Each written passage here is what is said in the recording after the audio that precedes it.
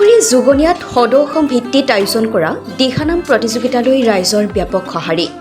গোলাঘাট জিলাৰ গণকপুখুৰী যোগনিয়া বৰতলত মৰুলী দিহানামৰ দল আৰু যোগনিয়া ক্ৰীড়া সাংস্কৃতিক মঞ্চৰ উদ্যোগত আয়োজন কৰা সদৌ অসম ভিত্তিত দিহানাম প্ৰতিযোগিতালৈ ৰাইজৰ ব্যাপক সঁহাৰি দেখিবলৈ পোৱা যায়।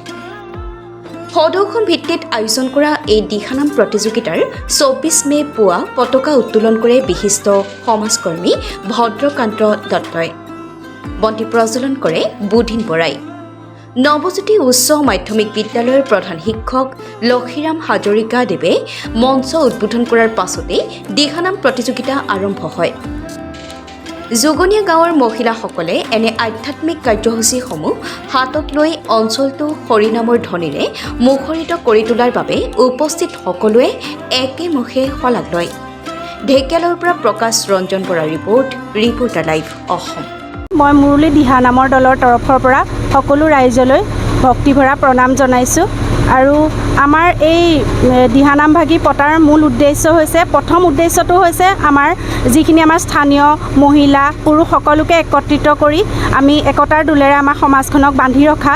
আৰু দ্বিতীয়তে আপোনালোকে সকলোৱে জানে এতিয়া দিহানাম বিষয়টো মানে নাম ভাগি খুব চৰ্চিত হৈ পৰিছে বৰ্তমান সময়ত।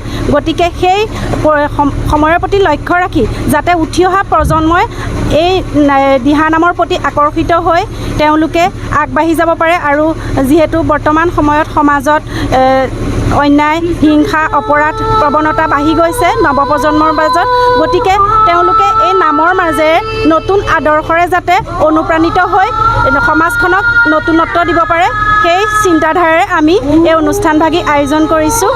আৰু আগলৈ যাতে আমি এনেদৰে সমিল মিলেৰে অনুষ্ঠানভাগি পাতি যাব পাৰোঁ তাৰে আশা কৰিছোঁ।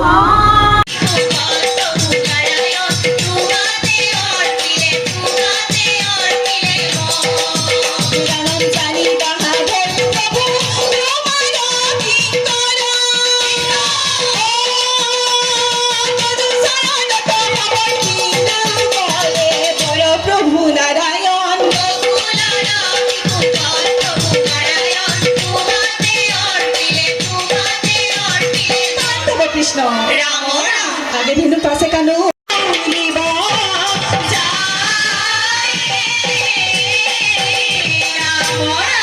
গোবিন্দ গোবিন্দ ধেনু চাৰিবলৈ গ'ল হে কলিয়া।